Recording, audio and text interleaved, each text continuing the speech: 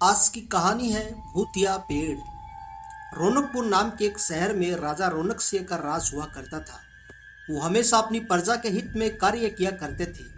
वहाँ की प्रजा बहुत खुश रहती थी। एक दिन गिद्ध आकाश में भूतिया पेड़ के बीज लेकर उड़ रहा था। जैसे ही गिद्ध रौनकपुर पहुंचा तो उसके मुंह से एकदम बीज रौनकपुर के बीचों बीच गिर गया। बीज भूतिया था, इसीलिए अगले ही दिन वो पौधा बन गया।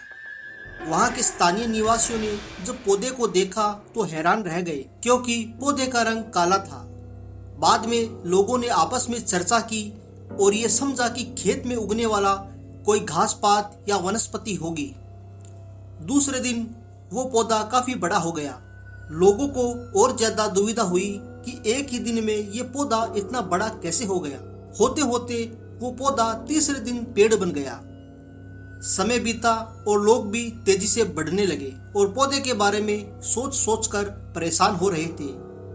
वो इस मामले को राजा के पास लेकर गए। ऐसे जादुई पौधे का पता चलते ही राजा तुरंत उस जगह पर पहुंच गए।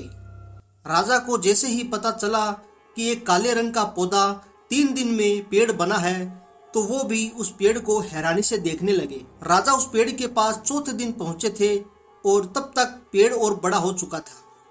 वो इतनी तेजी से फैला था कि किसी को यकीन ही नहीं हो रहा था। राजा समझ गए थे कि रंग काला है, इसमें जरूर कुछ जादू टोना होगा। इसी सोच के साथ राजा ने घोषणा कर दी कि जो भी इस पेड़ को खत्म करेगा उसे वो इनाम के तौर पर 1000 सोने के सिक्के देंगे।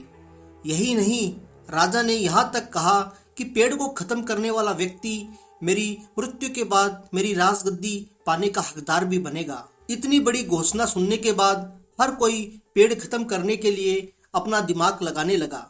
राजा के सारे चतुर मंत्रियों ने कई तरकीब लगाई, लेकिन पेड़ को कोई भी नष्ट नहीं कर पाया। किसी ने पेड़ के आसपास आग लगवाई तो एक मंत्री ने उस भूतिया पेड़ को हाथियों तक से खिंचवाया, लेकिन पेड़ को कुछ भी नहीं हुआ। अब लोगों के मन में डर बैठ गया और उन्हें लगने लगा कि पक्का ये ऐसा वैसा नहीं बल्कि भूतिया पेड़ ही है। तभी उस गांव के एक समझदार व्यक्ति को राजा की घोषणा का पता चला। जानकारी मिलते ही वह अपने गुरु के पास भूतिया पेड़ से जुड़े रहस्यों को जानने के लिए पहुंच गया। गुरुजी ने अपनी ध्यान की शक्ति को एकत्रित करके देखा और उससे पूछा, क्या तुम पेड़ को खत्म करना चाहते हो? समझदार व्यक्ति ने जवाब दिया, हाँ गुरुजी। सब उससे परेशान हैं। गुरुजी ने बताया कि उसे खत्म करने का एक ही तरीका है। इसके लिए तुम्हें उस पेड़ के आसपास नमक डालना होगा। इस तरकीब के बारे में जानते ही वो व्यक्ति तेजी से राजा के पास गया और कहा कि इस पेड़ के आसपास आपको नमक डलवाना होगा।